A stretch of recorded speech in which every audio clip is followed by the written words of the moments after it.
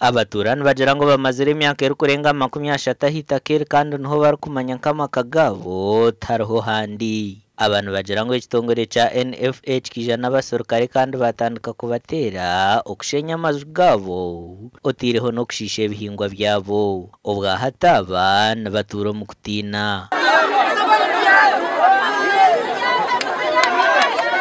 Norga hano genda mukibano marirogira mu komite Norga hano genda musiru kayiga no sanga abasirikali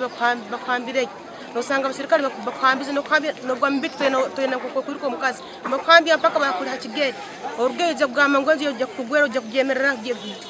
giterekereza nako tuzahabwo kushoberwa ntutwayeterere nduru uruhinga umwayehinga bushumanye kiro umwayehinga ashashwire sente yabahira ka sente bamuhonka chance ka wiki ibiro bishatu sente kuzo kwazi mu buzire zo kubongera nabwo bamubuzo busenge twayendaga ekicyapa kinu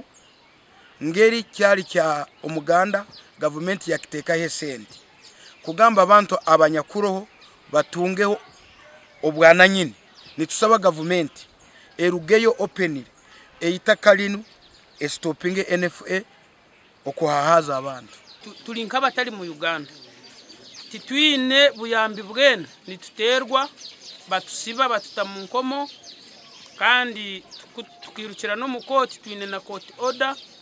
eri kutwikiriza kubera hituri pako mushango guhira konka court order nayo tekibwe mu nkoro. Philips Bukoror kansara we Gombo reje ya Nyamarunda nagira ngo itakere kabar mama kagaru kwikarunana kandi rukhangara abantu barukwengo mu 15 bita abantu 15 bakahunzya amagara gabo omwaka gwe 2010 obwa National Forest Authority barete chandiko echo kubabinga hitakeri hata abantu 13 20 orukumi ne bitanu rwona rukaba disorganized rwayiruka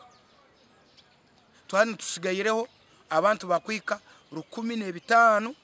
na 20 nogo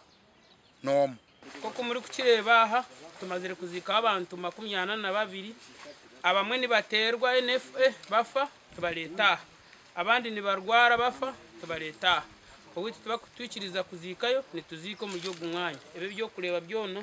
nebituru abantu tukabazika abantu bashaba mukuru wihanga okutaho mu nshongeji nanishaba government ya movement ireba bataka hana maka twina makabishatu amakabishatu no bari umusheja kushata bazireho mukazi n'abana family iri hano ni nyinji kandi titwine cyo kurya kuba mazire kututeka hano government kaburirayo bundanta dupire cyaro kikote cyakozerweho yede bayija honorable minister Kasaija has come honorable MP Noweri Kisembo has come chairperson C5 has come here the RDC has come here several times but nothing is changing. Enshuminche Hwire Godfrey Muongoro mukuru w'entebe ya Katana habwa district ya Kagadi akagambira minister Babaranda hamwe na minister w'ebyesente nkoko ekitongere cy'ebyevere cya National Forest Authority kirukugumiza no kuturugunya abatura obwe barukuba bingo mu itakeri kandi bakanga no kwigura 500 yecebera hamwe n'itaka ry'abatura itaka rimo kibale ekigo tutawanye mu office yetu kandi it is a security threat ekikwata na forest reserve. We are having a challenge. NFA elemere opening the boundaries za Kangome Forest Reserve. It is our prayer and request to manya we have submitted this prayer in different offices. Tukimanya kimo